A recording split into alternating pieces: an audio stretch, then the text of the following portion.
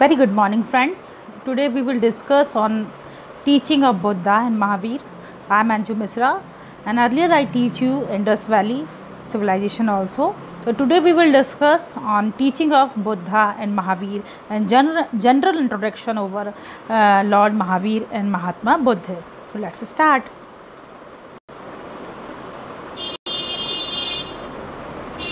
महात्मा बुद्धा का जो रिलीजन है Buddhism, as we know Indus valley civilisation के बाद अर्ली वैदिक एंड लेटर वैदिक एरा में बहुत ज़्यादा हिंदू रिलीजन जो है बहुत भारी मात्रा में इसमें कर्मकांड बढ़ गया था।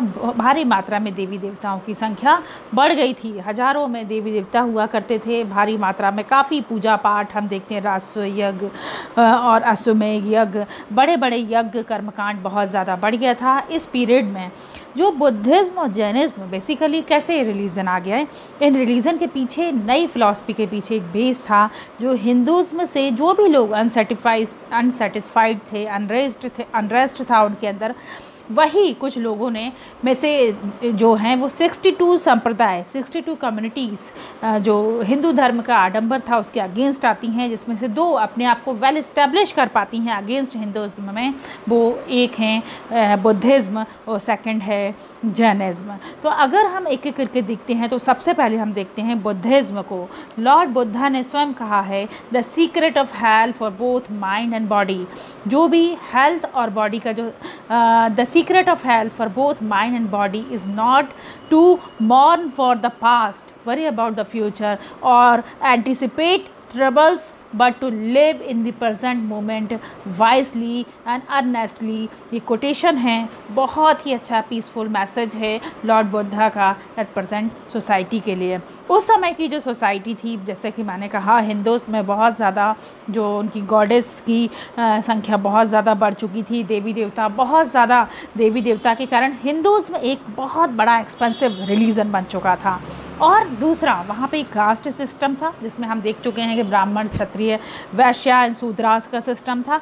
जो शूद्रास थे और वैश्य, उनको सोसाइटी में बहुत अच्छा प्लेस नहीं था। वैश्य जो थे वो ट्रेड एंड कॉमर्स एक्टिविटीज़ से जुड़े हुए थे, उनके पास अच्छा खासा पैसा था, फिर भी उन्हें सोसाइटी में वो प्लेस नहीं था जो ब्राह्मण और क्षत्रिय एंजॉय कर रहे थे।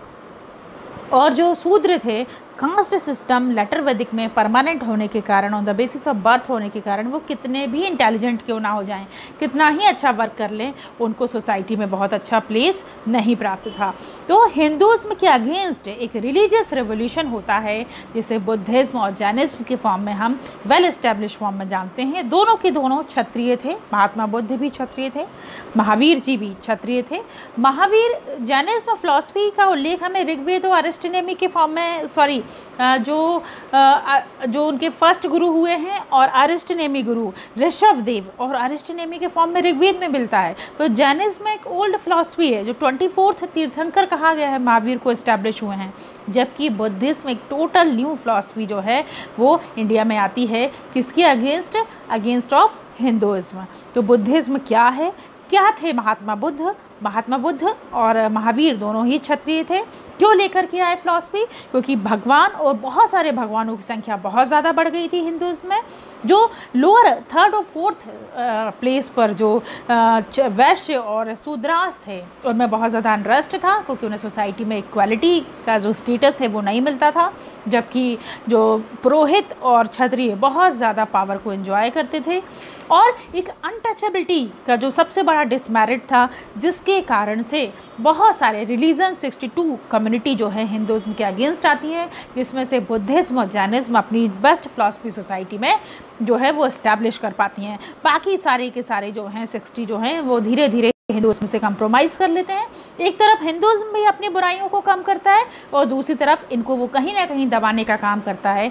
लेकिन महात्मा बुद्ध और महावीर एक हिंदुज़्म के अगेंस्ट एक फ़िलॉसफी इस्टेब्लिश करने में सफल हो जाते हैं और लाखों की संख्या में फॉलोअर्स एक न्यू रिलीजन बुद्धिज़्म और जैनिज़्म को ज्वाइन करते हैं। बुद्धिज़्म का तो इंटरनेशनलाइजेशन अशोका के पीरियड में हो जाता है और आप देखते हैं कि पूरा का पूरा Burma, China, Japan, Thailand and south east countries में भारी मात्रा में बुद्धिज़्म पहुंच जाता है। तो हम इसको समझेंगे क्या थे, उन्होंने किस तरीके से दिया था। बुद्धिज़्म महात्मा बुद्ध एक क्षत्रिय थे, राजकुमार थे। पूरी सोसाइटी में देखने का, पहले तो बुद्धिज़्म और जैनिज़्म मेन बात पर ये दोनों ही कास्टिज्म को नहीं मानते, दोनों ही गॉड को नहीं मानते हैं। बुद्धिज़्म और जैनिज़्म दोनों का मानना है कि जो सृष्टि का निर्माण करता है वो ईश्वर नहीं है, क्योंकि हिंदुज़्म लटर वैदिक पीरियड में डंका बजा रहा है ईश्वर ईश्वर ईश्वर। बोलते हैं कि ब्राह्मण इतना ज़्यादा पावर को क्यों एंजॉय कर रहे हैं, ईश्वर ने ब्रह्मा के मुख से ब्राह्मण की उत्पत्ति की है, इसलिए उनकी सबसे टॉप मोस्ट पावर है ना। क्षत्रिय जो है वो ब्रह्मा की भुजाओं से उसकी उत्पत्ति हुई है, जबकि शूद्रों की पैरों से हुई है। तो शूद्र का कर्तव्य क्या है, उच्च ऊपर के वर्णों की, ऊपर के क्लास की सेवा करना, सर्विस करना, उसके कोई राइट्स हैं ही नहीं। इस तरह की चीज़ों से बहुत सारे लोगों में अनरेस्ट था। तो महात्मा बुद्ध जो इन सारी चीज़ों को देख रहे थे, उसके अगेंस्ट उन्होंने एक फिलॉसफी दी। वो स्वयं एक राजकुमार थे, महावीर भी राजकुमार थे और महात्मा बुद्ध भी, दोनों क्षत्रिय थे। दोनों ने हिंदू धर्म के अगेंस्ट जो है वो डंका बजाया है और अपनी न्यू फिलॉसफी जो है वो इस्टेब्लिश की है। हम जानते हैं उनकी पर्सनल लाइफ के बारे में, और उनके द्वारा जो फिलॉसफी दी गई है उसको बहुत ही आराम से वन बाय वन हम समझते हैं। देखिए हुआ क्या था, लेटर वैदिक में मैंने कहा कि हिंदूज़ में बहुत भारी मात्रा में धार्मिक आडंबर बढ़ गया था। धार्मिक आडंबर मीन्स बहुत ज़्यादा बड़े बड़े यज्ञ, जो व्यक्ति जितना ज़्यादा दान करेगा उसको उतना ज़्यादा पुण्य मिलेगा। अनइक्वालिटी थी, लोअर कास्ट के लिए प्लेस नहीं था। किसी भी चीज़ का रीज़नेबल आंसर देने के लिए उनके पास वेस्टर्न वर्ल्ड की तरह, जैसे वो लोग वेस्टर्न वर्ल्ड में वो कह देते थे कि हाँ जो ऐसा चर्च के अकॉर्डिंग सही है, यहाँ वो कह देते थे कि ऐसा या तो ब्राह्मण ने कह दिया तो सही है, या फिर ऐसा वेदों में लिखा है, या सबसे अच्छा है कि ऐसा ईश्वर ने कहा है। तो ब्राह्मण और क्षत्रिय बड़ी ही आसानी से किसके बिहाफ पे बच जाते हैं, ईश्वर के कारण। और एक ब्रह्म उत्पत्ति के सिद्धांत से लोअर कास्ट के लिए बोल देते हैं कि आपका काम ही है उच्च वर्ण की, हायर क्लास की, जो ब्राह्मण और क्षत्रिय हैं उनकी सर्विस करना। महात्मा बुद्ध और महावीर दोनों ही कहते हैं ऐसा नहीं है, बोलते हैं all are equal, all are, जो ह्यूमैनिटी है वो ऊपर है किसी भी डिस्क्रिमिनेशन से। तो महात्मा बुद्ध की पर्सनल लाइफ को जानते हुए, महावीर की पर्सनल लाइफ को जानते हुए हम बुद्धिज़्म और जैनिज़्म की फिलॉसफी को वन बाय वन देखते हैं। सबसे पहले कॉमन सी चीज़ देखिए, बुद्धिज़्म और जैनिज़्म बहुत ही इंपॉर्टेंट टॉपिक है बच्चों। इनके बर्थ से लेके बचपन का नाम महात्मा बुद्ध का, महावीर का, उनका किस प्लेस था, मदर का नेम, फादर का नेम, कौन सा ज्ञान प्राप्त हुआ, कौन कौन से इनकी प्रिंसिपल थ्योरीज हैं, हर चीज़ पर क्वेश्चन आता है। आप यूपीएससी में देखेंगे, स्टेट पीसीएस में देखिए, हर बार आप लास्ट 7-8 ईयर्स के पेपर्स उठा के देख लीजिए, हर साल बुद्धिज़्म या जैनिज़्म से एक ना एक क्वेश्चन है। तो एवरी छोटा से छोटा फैक्ट जो है वो बुद्धिज़्म और जैनिज़्म का, दैट इज़ बहुत बहुत वेरी वेरी वेरी इंपॉर्टेंट, बहुत एग्ज़ाम पॉइंट ऑफ व्यू से बहुत इंपॉर्टेंट टॉपिक है बुद्धिज़्म और जैनिज़्म। इसका हर फैक्ट, सिर्फ इसका कॉन्सेप्ट ही नहीं, महात्मा बुद्ध और महावीर का जैनिज़्म फिलॉसफी का कॉन्सेप्ट ही नहीं, बल्कि इनके बेसिक फैक्ट भी हमारे लिए बहुत इंपॉर्टेंट है। तो चलिए बेसिक चीज़ों को देखते हैं। सबसे पहले Mahatma Buddhism was born in 563 BC। मैंने पहले ही बताया जिस दिन ईसा मसीह का जन्म हुआ था उसको हम 0 डेट मान के चलते हैं, उसके पहले के समय को बिफोर क्राइस्ट और उसके बाद के समय को एनो डोमिनी या आफ्टर क्राइस्ट का टाइम देखते हैं।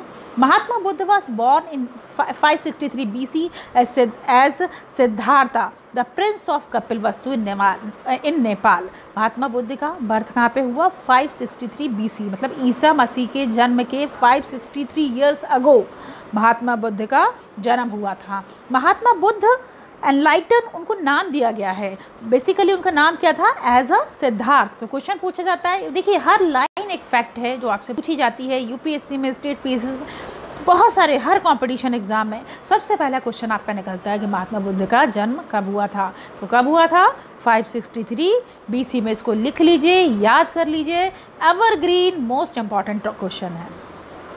द सेकंड वन इज उनके बचपन का नाम क्या था, महात्मा बुद्ध के बचपन का नाम था Siddhartha. The third one is the prince of Kapilavastu Nepal. कहाँ के प्रिंस थे वो, कपिलवस्तु। कपिलवस्तु कहाँ पर है, नेपाल में।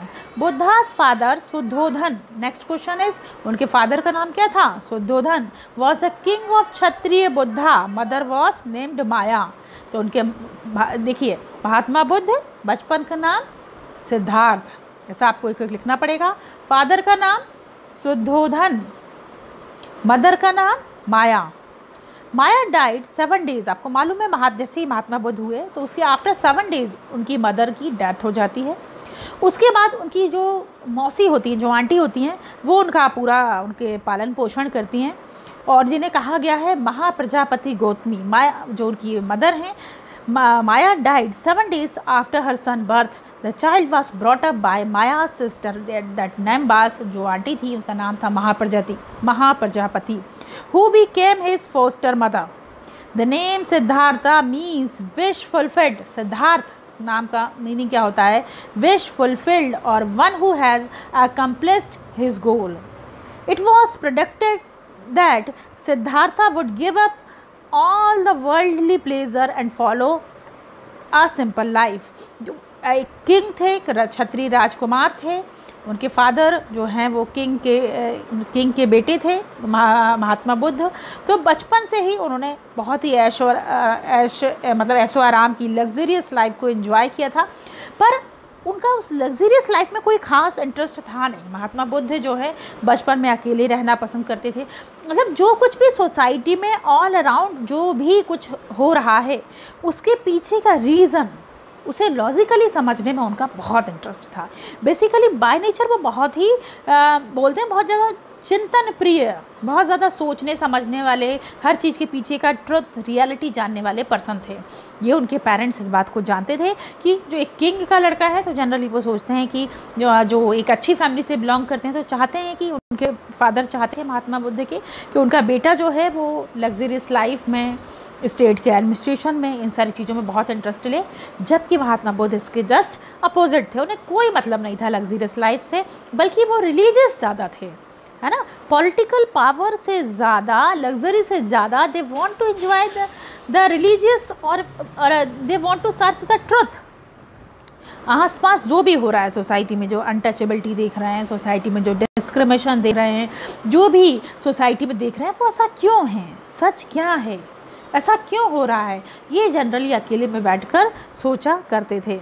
Siddharth apprehended that his son maybe become a recluse and turn away from the world if he was left to himself। Siddharth was married off at the age of 16 years। उनके इस नेचर को देखते हुए उनके फादर ने, शुद्धोधन ने, और उनकी माया की तो डेथ हो चुकी थी उनकी मदर की, उनकी मौसी ने उनको पाला पोसा था, तो उनके फादर जो थे शुद्धोधन ने मात्र 16 ईयर्स की एज में उनकी मैरिज करा दी ताकि वो एक सोशल लाइफ की तरफ जा सकें, और उनकी वाइफ का नाम था यशोधरा। अगेन क्वेश्चन आता है महावीर की वाइफ का क्या नाम था? That was Yashodhara. उनकी मैरिज हो जाती है महात्मा बुद्ध की 16 ठीक है, एक बच्चा है, राजकुमार का लड़का है, नेपाल लुम्बिनी में उसका जन्म होता है। बहुत रिलीजियस चिंतन की ओर उनका ध्यान है। देन महात्मा बुद्ध की उनका जो सिस्टम है, मीन्स जो भी वो करना चाह रहे हैं वो बहुत ज़्यादा चिंतन की ओर ज़्यादा है, सोचने विचारने की और रिलीजियस थिंकिंग ज़्यादा है। इस सब से उनका ध्यान हटाने के लिए उनके फादर उनकी मैरिज करा देते हैं 16 ईयर्स की एज में, और उनकी वाइफ का नाम होता है यशोधरा। एक सोशल लाइफ को वो रहने लगते हैं, और उस वाइफ से उनको एक बेटा भी होता है जिसका नाम होता है राहुल।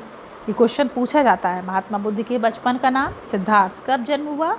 563 BC। फादर का नाम शुद्धोधन, मदर का नाम माया, मैरिज कब हुई? In the age of 16। Wife का नाम यशोधरा, जो सन हुआ उसका नाम राहुल। वन डे वो ऐसे सोच रहे होते हैं, ऐसे में सोचते एक दिन क्या होता है उनको, वो देखते हैं महात्मा बुद्ध एक 4 जो चीज़ें जो हैं उनको वो एक दिन जो बुद्धा जो है अपना टाइम स्पेंड कर रहे होते हैं बोधि वृक्ष के नीचे, तभी उनको एक डिवाइन लाइट से ब्लेस्ड होते हैं और वो सच को जानने की कोशिश करते हैं। लास्ट में वो घर छोड़ने से पहले 4 चीज़ों को देखते हैं। वो एक ओल्ड मैन को देखते हैं, एक बहुत ही ओल्ड पर्सन है उसको देखते हैं, एक रोगी व्यक्ति को देखते हैं कि एक व्यक्ति है उसको डिजीज़ हुई है, तीसरा एक डेड बॉडी को जाते हुए देखते हैं, और एक सन्यासी व्यक्ति को देखते हैं। इस सब को देखते हुए उनका हृदय परिवर्तन होता है, कंप्लीट हार्ट में चेंज होता है, कंप्लीट उनका विज़न चेंज होता है, और उनको इस संसार के मोह माया से टोटल क्या होता है वो उससे अलग जाने की सोचते हैं, और वो समझते हैं कि सोसाइटी में जो कुछ भी दिख रहा है वो सच नहीं है। तो सच क्या है? What is the truth? तो इसको फाइंड आउट करने के लिए व्हाट इज़ द ट्रुथ वो ग्रह त्याग कर देते हैं। और जा कर के तपस्या करते हैं। This was a turning point as he realise that the truth is within every human being, the search is outside was pointless. इन चारों चीज़ों को देखने के बाद वो समझते हैं महात्मा बुद्ध कि जो ट्रुथ है, जो वो है, वो व्यक्ति के अंदर है, और उस ट्रुथ को बाहर खोजना जो है वो पॉइंटलेस है। जब वो ऐसा जान लेते हैं तो ये जो उनमें अवेकनेस होती है वो इम्पॉर्टेंट है। In the first stage, he saw of the previous existence and then understood the chain of cause effect.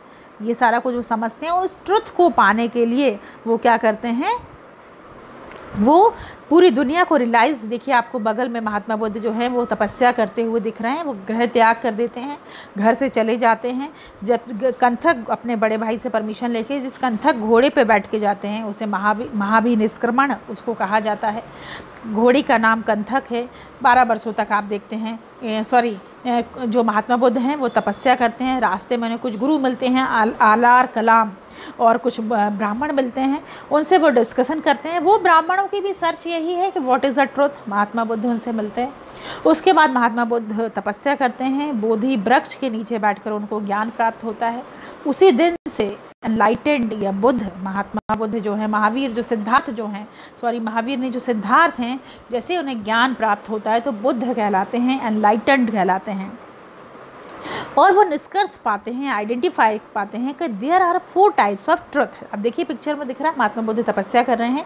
They found that in the third they identified the 4 nobles are there. The number 1 is the university of suffering. पहला वो देखते हैं कि दुख, ये संसार जो है वो क्या है। उन्होंने देखा था रोगी व्यक्ति को देखा था, डेड बॉडी को देखा था, और उन्होंने एक ओल्ड एज पर्सन को देखा था, और उन्होंने एक सन्यासी व्यक्ति को देखा। तो महात्मा बुद्ध के फिलॉसफी में जो चिंतन आता है वो आता है कि वो देखते हैं कि संसार जो है वो दुखमय है, चारों तरफ दुख ही दुख है। सर्वम दुखम, महात्मा बुद्ध कहते हैं तो सर्वम दुखम, सब तरफ दुख ही दुख है। जो भी चीज़ आज आपको दिख रही है वो कल या तो वो दुख है, या आज नहीं तो कल वो दुख का कारण बनेगी। आज आपके पास मोबाइल है तो आपका टाइम वेस्ट हो रहा है, और टाइम वेस्ट होने के कारण से अगर कल को, और उसको आज आप उसको देख के खुश हो रहे हैं, कल वही मोबाइल टूट जाएगा तो आपको उसके कारण दुख होगा। मतलब उस मोबाइल से प्रेम करना, मोह करना क्या है, खतरनाक है, डेंजर है। वो कल वही मोबाइल आपके लिए दुख का कारण बनेगा। मान लीजिए पुत्र उत्पत्ति पर एक माता जो है अपने बेटे के जन्म पर बहुत खुश होती है कि उसको बेटा का जन्म हुआ है, उसके यहाँ बहुत ढोल नगाड़े बजाए जाते हैं, बहुत खुश होती है।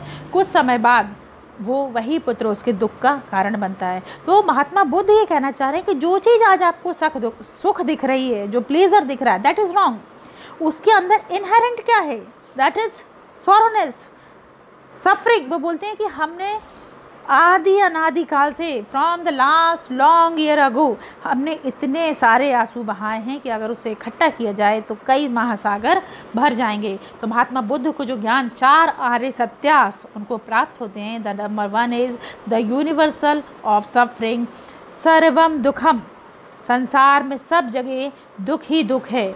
ठीक है, पहला ज्ञान प्राप्त हुआ कि दुख है। फिर बोलते हैं दुख निरोध, इस दुख को रोका जा सकता है। तीसरा दुख निरोध गामिनी प्रतिपदा। सबसे पहले नंबर 1 है दुख, सर्वम दुखम। दूसरा है दुख समुदाय, दुख का कारण है। तीसरा है दुख निरोध, दुख को रोका जा सकता है। और चौथा है दुख निरोध गामिनी प्रतिपदा, इट मीन्स इसको रोकने का मार्ग है, वो है 8 फोल्ड पाथ है, अष्टांगिक मार्ग है। वो 8 चीज़ें बताते हैं कि आप ऐसा हो सकता है। फिर से समझने की कोशिश करिए। महात्मा बुद्ध ट्रुथ को जानने के लिए तपस्या करते हैं, उससे, और तपस्या के बाद जो उन्हें ज्ञान प्राप्त होता है दैट इज़ कॉल्ड 4 आर्य सत्य, 4 नॉवल ट्रुथ। इतना क्लियर है। महात्मा बुद्ध ने तपस्या की, तपस्या के बाद उनको ट्रुथ पता चला। क्या जो ट्रुथ पता चला वो क्या था, 4 नॉवल ट्रुथ। 4 नॉवल ट्रुथ क्या था, उनको पता चला दुख, सर्वम दुखम, संसार में सब जगह दुख ही दुख है। दूसरा दुख समुदाय, दुख का कारण है, और वो दुख का कारण क्या है, सेल्फिशनेस, डिज़ायर। दुख निरोध, उसको रोका जा सकता है, वी कैन स्टॉप सॉरोइंग। सफरिंग को हम स्टॉप कर सकते हैं। और कैसे कर सकते हैं वो 8 फोल्ड पाथ से बताया है। तो ये मतलब महात्मा बुद्ध कारण बता रहे हैं कि इंसान क्यों परेशान है, सफरिंग के कारण, दुख के कारण। दुख का कारण है, क्या कारण है? Selfishness, desire. आप लोगों से एक्सपेक्ट करते हैं, कुछ ना कुछ आपको चाहिए, आप कंपटीशन की तैयारी कर रहे हैं, आप क्या चाहते हैं? आपका सिलेक्शन हो जाए।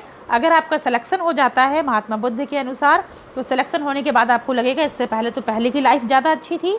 मतलब जो आज आप काम कर रहे हैं वो कल दुख का कारण बना। और मान लीजिए नहीं होता है तो भी दुख का कारण बना कि आपने इतनी तैयारी की और आपका सिलेक्शन नहीं हुआ।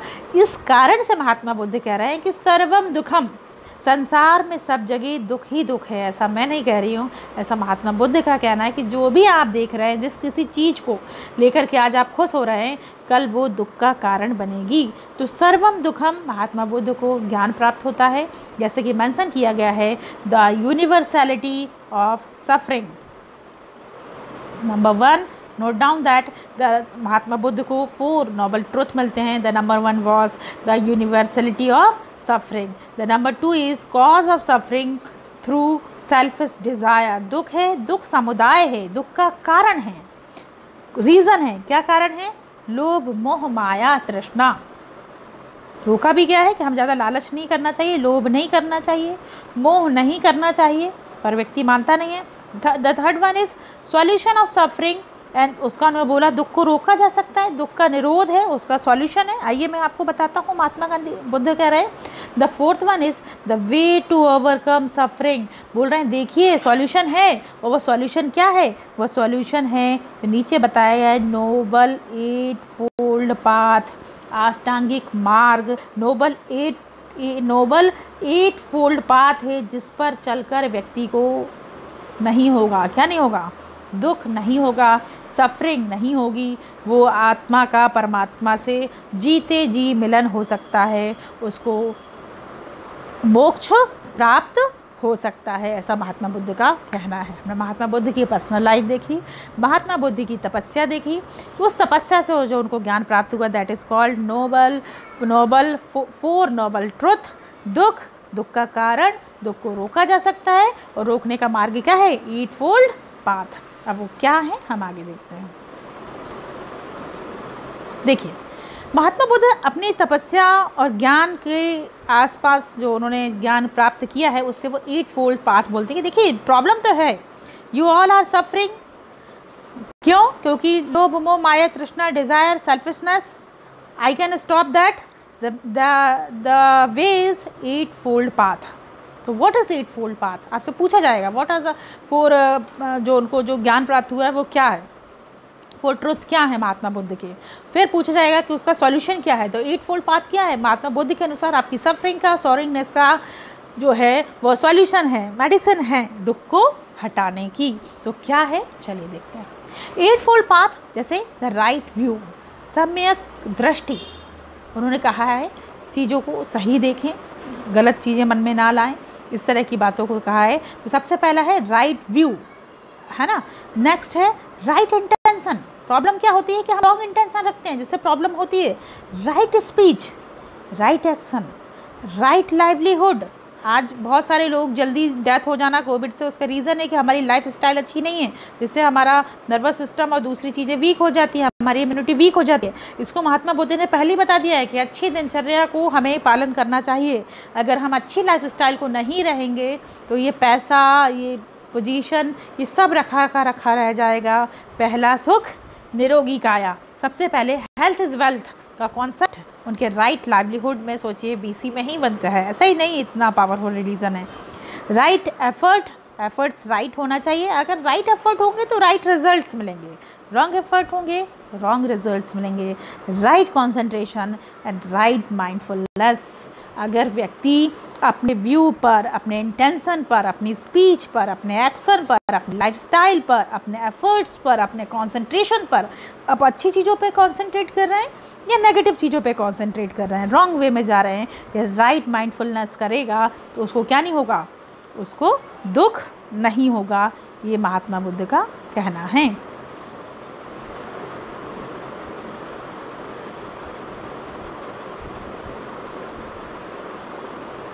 नेक्स्ट देखते हैं।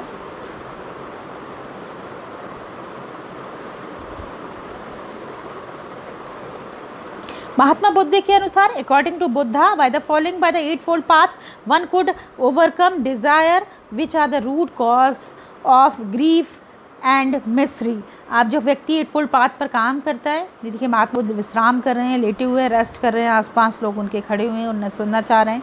महात्मा बुद्ध ने काफ़ी मेहनत की है। वो अपने जीवन ज्ञान प्राप्त होने के बाद 40 ईयर्स तक घूम घूम कर अपने ज्ञान को बांटते रहते थे। अशोक उनसे बहुत ज़्यादा इन्फ्लुएंस था। उन्होंने बुद्धिज़्म के प्रचार के लिए चीन में अपने बेटा और बेटी को जो है वो भेजता है। और काफ़ी यही कारण है कि देखिए चाइना में, म्यांमार में, जो साउथ ईस्ट कंट्रीज़ हैं वहाँ पर भारी मात्रा में बुद्धिज़्म का जो है इंटरनेशनलाइजेशन हो गया, जबकि जैनिज़्म इंडिया में ही समट कर रह गया। क्योंकि बड़े बड़े जो किंग थे उस समय के, उन्होंने उसको वो उससे बहुत इन्फ्लुएंस्ड हुए और उन्होंने उसको बहुत ज़्यादा फैलाया, जबकि जैनिज़्म जो है वो इंडिया में ही रह गया। क्योंकि अशोक ने बहुत ज़्यादा उसका अंतर्राष्ट्रीयकरण करने में कंट्रीब्यूट किया बुद्धिज़्म का। इसका एक और कारण था महात्मा बुद्ध ने मठ वगैरह बना करके, और इसमें स्टार्टिंग में जो उनके मठ हुआ करते थे, मठ या मॉन्क जो होते थे, उसमें फ़ीमेल्स को परमिशन नहीं होती थी। दैन इनकी जो मौसी थी सबसे पहले वो उसकी मेंबर बनी, देन उसके बाद मॉन्क वगैरह में फ़ीमेल को भी परमिशन हो गई। और महात्मा बुद्ध ने अपने जीवन काल के 40 ईयर्स तक अपनी लाइफ के घूम घूम कर, सिर्फ कहते हैं पूरे साल में सिर्फ रेनी सीजन में वो रुकते थे, बाकी पूरे टाइम बुद्धिज़्म का, अपने प्रिंसिपल का, बुद्धिज़्म की फ़िलॉसफी को लोगों को बताते रहते थे। तो Buddha died in 483 BC at the age of 80 years. हम देखते हैं कि 483 BC में उनकी जो है वो डेथ हो जाती है 80 ईयर्स में। ये बेसिक था हमारा महात्मा बुद्ध के बारे में, जो उन्होंने कॉन्सेप्ट दिए हैं उसको हमने देखा। चलिए अब देखते हैं टीचिंग्स ऑफ महावीरा। अभी हमने देखा कि लेटर वैदिक पीरियड में भारी मात्रा में क्या हुआ कि लेटर वैदिक पीरियड में भारी मात्रा में जो हिंदुज़्म है उसकी अगेंस्ट अनरेस्ट था। बहुत ज़्यादा धर्म में आडंबर बढ़ गया था, देवी देवता बढ़ गए थे, बहुत ही एक्सपेंसिव धर्म हो चुका था हिंदुज़्म। उसके अगेंस्ट 62 कम्युनिटीज़ आई जिन्होंने उस आडंबर का विरोध किया, जिन्होंने उस कर्मकांड का विरोध किया, बड़े बड़े यज्ञों का बड़ा विरोध किया। और कोई व्यक्ति जितना ज़्यादा दान देगा वो उतना ज़्यादा पुण्य कैसे कमा सकता है, इस कॉन्सेप्ट का, इस अनरेशनल कॉन्सेप्ट का उन्होंने उसके अगेंस्ट अपनी एक फ़िलॉसफी रखी। दोनों ने कहा ईश्वर ईश्वर ईश्वर, बुद्धिज़्म और जैनिज़्म दोनों ने कहा, देखिए लेटर वैदिक में था ईश्वर ईश्वर ईश्वर, बुद्धिज़्म और जैनिज़्म ने कहा हम सृष्टि का निर्माण करता ईश्वर को ही नहीं मानते, जो सब कुछ चल रहा है वो वर्क प्रिंसिपल, कर्मा प्रिंसिपल के अकॉर्डिंग चल रहा है ना। एक व्यक्ति जन्म लेता है, जन्म से कर्म करता है, कर्म के बाद उसे कर्म फल मिलता है, और यही कर्म फल प्लस माइनस होके रीबर्थ फॉर्म में उसको मिलता है। तो बुद्धिज़्म के अनुसार तो जीते जी आप निर्वाण प्राप्त कर सकते हैं। निर्वाण मतलब दीपक का बुझ जाना। बुद्धिज़्म के अनुसार एक व्यक्ति है, उसने जन्म लिया है, अब उसकी डेथ हो जाती है तो जीते जी भी वो निर्वाण प्राप्त कर सकता है। जबकि महात्मा बुद्ध बोलते हैं जीते जी व्यक्ति को क्या मिल सकता है, निर्वाण मिल सकता है, उसे जन्म पुनर्जन्म से मुक्ति मिल सकती है। लेकिन हिंदुज़्म के अनुसार मोक्ष कब मिल सकता है, मरने के बाद ही मिल सकता है। ये जनरली कॉम्पिटिशन में पूछा जाता है, और महावीर के अनुसार भी मरने के बाद ही मिल सकता है। तो चलिए देखते हैं teaching of Mahavira. Mahavira was also जो हैं वो आज जो आए थे, जो जैनिज़्म का कॉन्सेप्ट है बहुत ही पुराना है। जैनिज़्म के अनुसार वैदिक पीरियड में, जब मैंने आपको बताया था ऋग्वेदा, सामवेदा, यजुर्वेदा एंड अथर्ववेदा, तो ये कहते हैं ऋग्वेद में ही महावीर वॉज द 24th तीर्थंकर ऑफ जैनिज़्म। उसके पहले 23 तीर्थंकर हो चुके हैं, और जिसमें जो ऋषभ देव हैं और अरिष्ट नेमि हैं उसका वर्णन हमको ऋग्वेद में मिलता है। तो it's not a new philosophy, है ना। देखिए इसका जन्म हिंदुज़्म के साथ साथ वैदिक काल में ही दिखता है, लेकिन ये बहुत अपने आप को इस्टेब्लिश बहुत अच्छे से करते हैं महावीर। जैनिज़्म को जो है प्रॉपर वे में इस्टेब्लिश कौन करते हैं, उसका प्रचार प्रसार करते हैं, भारी संख्या में लोगों को जोड़ते हैं। कब, महात्मा बुद्ध के पैरेलल ही पूरे वर्ल्ड का। तो Jainism is the one of the world's oldest religion. This ancient religion was passed on us through the high spiritual genius of one of the greatest religious teachers of all time. Mahavir was the 24th Tirthankar of Jainism. अब जिस तरह से हमने Buddhism में देखा है वैसे ही एक एक चीज़ हम पहले पर्सनल लाइफ के को देखेंगे। महावीर की हर एक लाइन से क्वेश्चन क्रिएट होगा। उनका जन्म कब हुआ था, माता का नाम क्या था, फादर का नाम क्या था, उनको कब उन्होंने गृह त्याग किया, कब वो घर छोड़ के चले गए 29 ईयर्स में, किस किस तरीके से उन्होंने कौन कौन सी फ़िलॉसफी दी, क्या क्या उनका कहना था। तो देखिए एक के बाद एक हम देखते चलते हैं। प्राकृत जैसे बुद्धिज़्म में 4 सभाएँ होती हैं वो, जबकि जैनिज़्म में 2 ही होती हैं। इन सारी चीज़ों को हम देखेंगे। देखिए Mahavir was born in 599 BC। महात्मा बुद्ध का 590 दिख रहा है, उनके बाद में पैदा होते हैं। इट मीन्स महात्मा बुद्ध का पहले बर्थ हो गया था। जब Mahavir was born in 599 BC as a prince in Bihar, India. After the age of 30, he left his family and royal household, gave up his worldly possession, including clothing, and became a monk. Mahavir जो महावीर हैं 24th तीर्थंकर हुए हैं। 599 BC में इनका birth होता है और इन द एज ऑफ 30 वो अपने घर को त्याग देते हैं।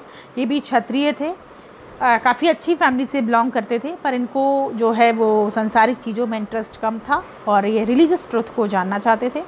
According to the philosophy of Tirthankars were born as a human to be put, they had attend a state of perfection and enlightenment through meditation and self realisation. जो तीर्थंकर हुए हैं उन्हें मेडिटेशन, सेल्फ रियलाइजेशन से ज्ञान प्राप्त करते हैं और उनमें से 24 तीर्थंकर हुए हैं। महावीर स्वामी से पहले जो हैं 23 तीर्थंकर हो चुके हैं।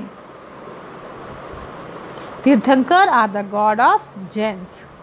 Tirthankar are also known as Arihants और लिनास। तीर्थंकर होता क्या है? One who establish the fourfold order, monk, nun, layman और ले वीमेन ऑफ रिलीजन जो है वो तीर्थंकर को कहा जाता है।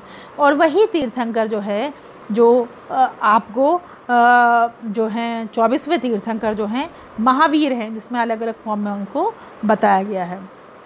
The philosophy of Jainism is the first we must have the right faith, we must believe in truth. Mahatma Buddha की जगह जहाँ पर यह त्रिरत्न का कॉन्सेप्ट देते हैं और पंच महाव्रत का कॉन्सेप्ट जैनिज्म में दिया गया है। त्रिरत्न में बोलते हैं कि सबसे पहले व्यक्ति को सम्यक दृष्टि, सम्यक ज्ञान और सम्यक आचरण। व्यक्ति जो अपने आप को बहुत बड़ा समझ रहा है, बल्कि उसे क्या करना चाहिए, जिस तरह से 8 फोल्ड पाथ बताए हैं महात्मा बुद्ध ने, ये 3 पाथ बताते हैं और त्रिरत्नास का सिस्टम देते हैं। कौन? महावीर बोलते हैं कि राइट फेथ, हमारा राइट फेथ होना चाहिए। First we must have right faith, we must believe in truth. सबसे पहले हमारा बिलीव क्या होना चाहिए, फेथ किस में होना चाहिए? पूरी संसार में जितनी भी प्रॉब्लम्स हो रही हैं कि हमारा फेथ किस में हो गया, अनट्रुथ में। हम सोचते हैं झूठ बोल करके, गलत बोल करके, किसी का बुरा करके हम क्या कर जाएंगे, जीत जाएंगे। और क्या फ़र्क पड़ता है कि हम कैसे जीते, जो जीता वो सिकंदर। इस तरह का हमारे फेथ हो गए। जिससे सोसाइटी में प्रॉब्लम हो रही है उसको हमें सही करने की ज़रूरत है महावीर के अनुसार। So first we have right faith, we must believe in truth, we must believe in truth only. ये क्या है? This is right faith. हमारा फेथ अगर बदल जाएगा तो फिर हमारे मीन्स बदल जाएंगे, और मीन्स जब रॉन्ग होंगे तो ऑटोमेटिकली उसके रिजल्ट्स भी क्या होंगे, रॉन्ग ही होंगे। जैसा सीड होगा, जैसा बीज होगा, वैसा ही पेड़ आएगा। इस पर हमारा बिलीव होना चाहिए। So we must believe on truth. ये किसका कहना है? त्रिरत्ना में से एक रत्न है, that is right faith given by the lord Mahavir. The second, we must have the right knowledge. आपका नॉलेज राइट होना चाहिए। We must study to understand what life is all about. हमें समझना चाहिए, हमें सही नॉलेज होगा कि ऑल आर इक्वल, कोई किसी से छोटा बड़ा नहीं है, कोई किसी पे शासन करने के लिए नहीं बना है। All are human being. तो अगर हम जब इस तरह की बात करेंगे तो कास्टिज्म जैसी चीज़ें अपने आप ख़त्म हो जाएंगी। और हमें जब इस चीज़ का ज्ञान हो जाएगा कि ऑल आर इक्वल, वही नॉलेज जो है वो ट्रू नॉलेज है। बोलते हैं सही बिलीव रखिए, फेथ पर रखिए। Right conduct, the conduct which is faith and knowledge source us to be the correct. अगर हम राइट बिहेव करेंगे, कोई डिस्क्रिमिनेशन नहीं करेंगे, किसी को छोटा बड़ा नहीं समझेंगे, किसी का एक्सप्लॉयटेशन नहीं करेंगे, सच बोलेंगे, तो ऐसा कंडक्ट क्या होगा, राइट कंडक्ट। जब ऐसा करके ही व्यक्ति अपना भला कर रहा है, जब ये नॉलेज व्यक्ति को हो जाएगा तो वो क्या कर रहा है, that is right knowledge. There are 3 रत्नास according to Mahavira. The number 1 is right faith, we have to believe in this, the truth is the right path. The number 2 is right conduct, we all are equal, हमें किसी को discriminate नहीं करना चाहिए, किसी को छोटा बड़ा नहीं समझना चाहिए। और जब इस चीज़ का हमें सच में ज्ञान हो जाता है तो वही वास्तव में सही नॉलेज है, दैट इज़ राइट नॉलेज। इसके अलावा आपको कुछ अलग नॉलेज है, that is not a right knowledge. These are the 3 jewels और रत्नत्रया ऑफ जैनिज्म। तो आपसे क्वेश्चन पूछा जा सकता है, what are the 3 jewels of Jainism. तो number 1 is right faith, right knowledge and right conduct. Right faith means believe on truth, right conduct means no discrimination among the people, and right knowledge is when we know that the truth is the truth is believe on truth. Right conduct, this is the real knowledge, we all are equal, no one is less and more important to others. These are the 3 jewels of Jainism. तो आपको exam में क्या किया जाएगा, इसमें से एक jewels, इसमें एक और वो मन से डाल देंगे और आपसे पूछेंगे कि कौन कौन से 3 ज्वेल्स हैं। तो अगर आपको थॉरो होगा कि राइट नॉलेज, राइट कंडक्ट और राइट फेथ, तो आप आसानी से उसको आप उसको चूज़ कर पाएंगे कि कौन सा उन्होंने एक नया डाला है।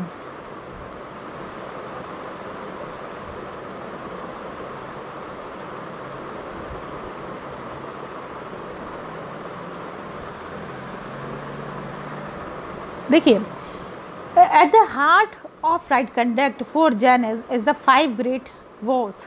आपको राइट कंडक्ट करना है, अच्छे से जीवन का अच्छा आचरण करना है, right good code of conduct में रहना है। तो देयर आर 5 रत्नास, 5 great vows in according to Jainism. The number 1 is non violence, अहिंसा परमो धर्मा।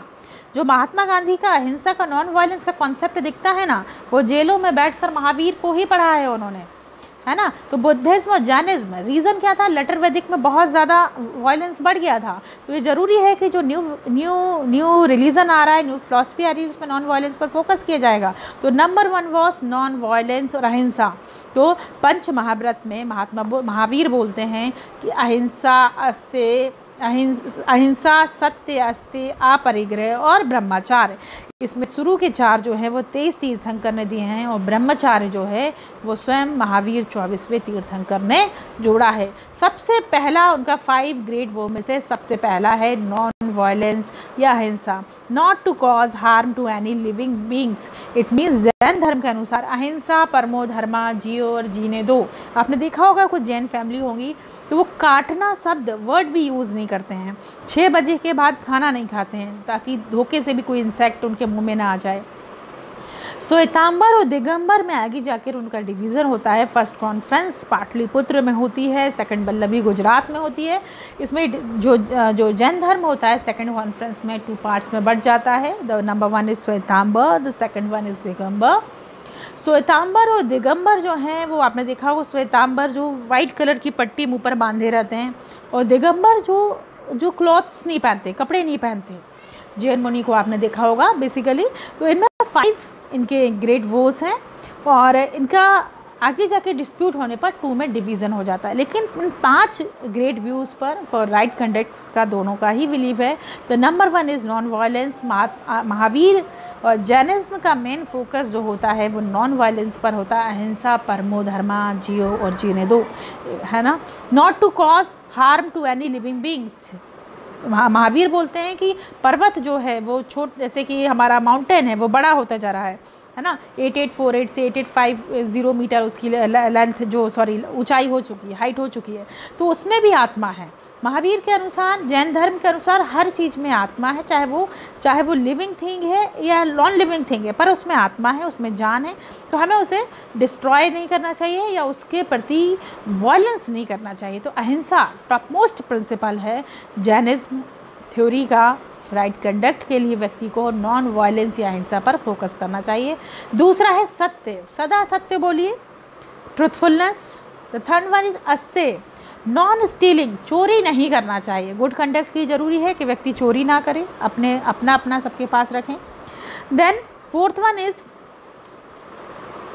अहिंसा, अपरिग्रह। अपरिग्रह इस कि आप बहुत ज़्यादा क्या ना करें, अपरिग्रह या नॉन अटैचमेंट, बहुत ज़्यादा संपत्ति का, थिंग्स का, पीपल का, मटेरियल का कलेक्शन नहीं करना चाहिए। The fifth one is brahmacharya, जो महावीर के द्वारा जोड़ा गया है, not to include by sensual pleasure, जो ऐसा कहा गया है कि व्यक्ति को जब तक वो ब्रह्मचार्य का पालन करेगा तो उसे मैरिज सिस्टम जैसे चीज़ों में जाने की आवश्यकता नहीं है, ताकि वो अपने वर्क की ओर ज़्यादा फोकस कर सके। तो Triratna is the main philosophy of Jainism.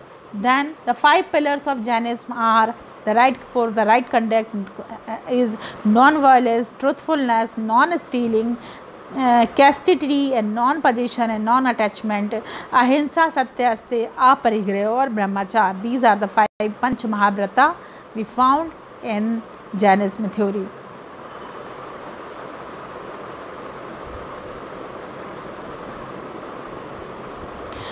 Buddhism और जैनिज्म दोनों ने ही रिलीजन को सिंपल बनाया है। इससे पहले लेटर वैदिक पीरियड में हम देखते हैं कि सारा का सारा जो है वो ब्राह्मण करते थे, संस्कृत में पाठ वेदों का हुआ करता था, जनता को कुछ समझ में नहीं आता था। लेकिन जो महावीर है उन्होंने प्राकृत भाषा में लोगों को उपदेश दिए, अपनी स्पीचेस सुनाई, और महात्मा बुद्ध ने पाली भाषा में, जो वहाँ के मगध और आसपास के क्षेत्र की, जो बिहार वाले एरिया की कॉमन लैंग्वेज हुआ करती थी, जिससे इनका इन्फ्लुएंस बहुत ज़्यादा बढ़ा। अगर कोई भी व्यक्ति आपकी लैंग्वेज में आपको कुछ समझाएगा तो ज़्यादा समझ में आएगा। इससे पहले क्या होता था, संस्कृत एक थोड़ा टिपिकल लैंग्वेज था, आम जनता की लैंग्वेज संस्कृत नहीं हुआ करती थी, वेदों का पाठ किया जाता था और वो संस्कृत में होता था, उसे कुछ ही लोग समझते थे, बाकी लोग बस हाँ में हाँ मिलाते थे।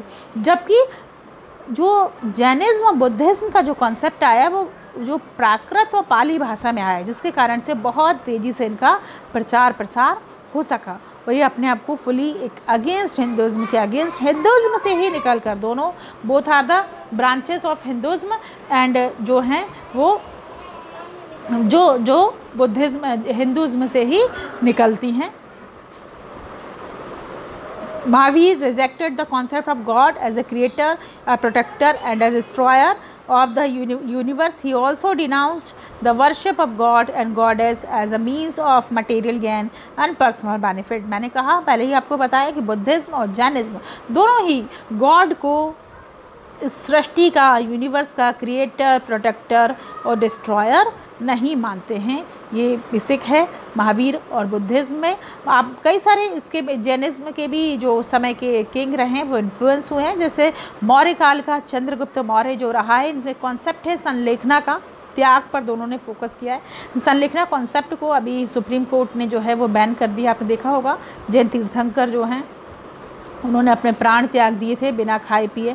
बार बार जो चंद्रगुप्त मौर्य रहा है उसने भी अपने संलेखना के मीडियम से अपने प्राणों को त्याग दिया था। Sallekhana what was, Sallekhana actually a very important principle of Jainism. According to that आपको धीरे धीरे व्यक्ति जो है त्याग के लिए सेक्रीफाइस करता चला आता है, धीरे धीरे वो फूड लेना, खाना पीना, पानी धीरे धीरे कम करता जाता है और एक टाइम पर जाके पूरी तरह छोड़ देता है। और फिर जब पूरी तरह वो छोड़ देता है तो उसका क्या हो जाता है, फिर प्राण चले जाते हैं। तो इस तरह की चीज़ों को सुप्रीम कोर्ट ने अभी बैन किया हुआ है।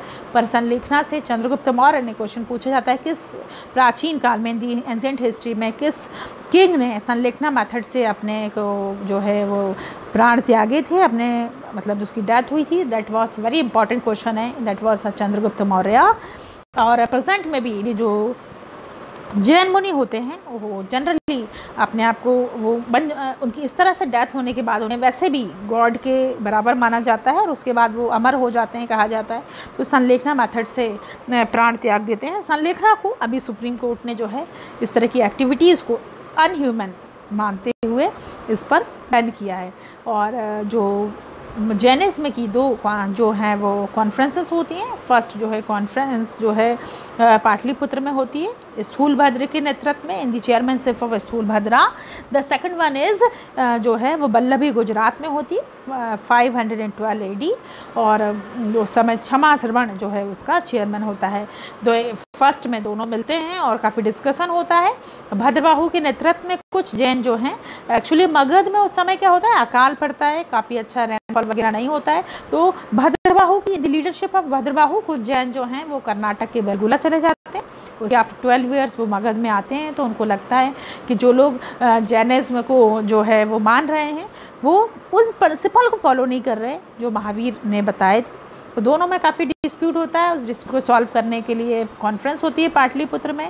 देन सेकंड फिर से कॉन्फ्रेंस होती है 512 AD में, और जैनिज्म 2 पार्ट में डिवाइड हो जाता है। तो क्वेश्चन पूछा जाता है कब कब कॉन्फ्रेंस हुई, कब कब कौन उसका चेयरमैन था, क्या हुआ। 3 पिटक हैं, वित्त पिटक, सुत्त विनय पिटक, सुत्त पिटक, अभिधम्ब पिटक, उनका मैटर क्या है ये भी आपको देखना है।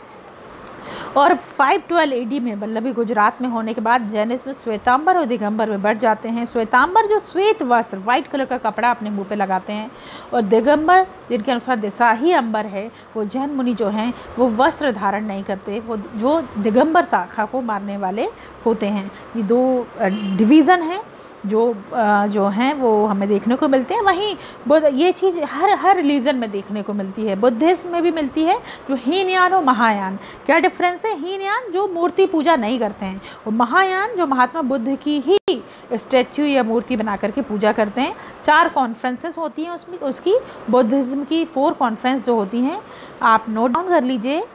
Rajgriha, Vaishali,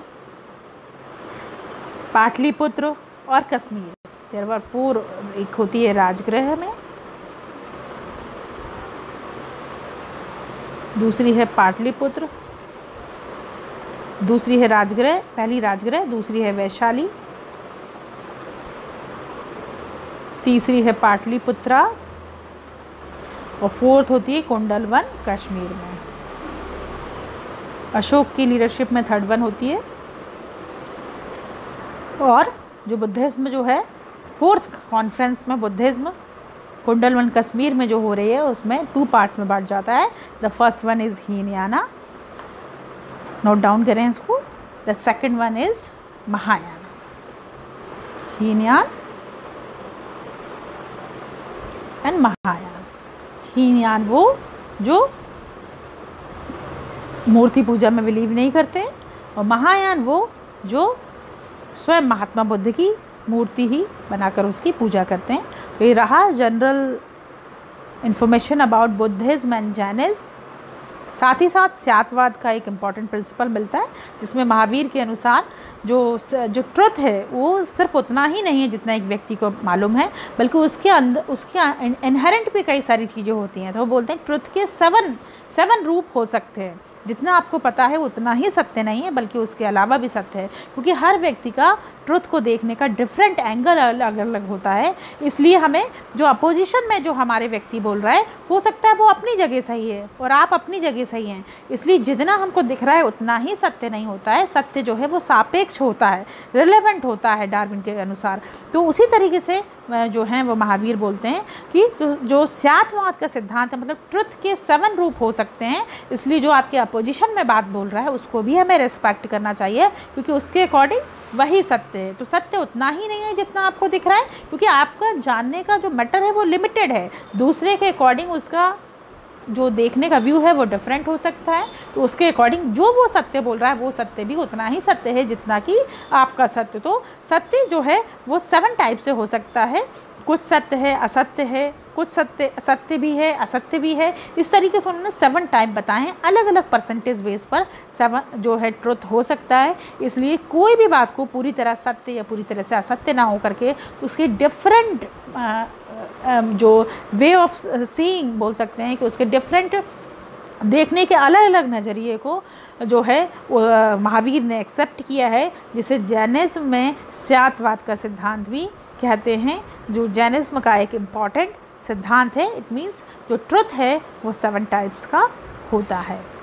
okay, thank you.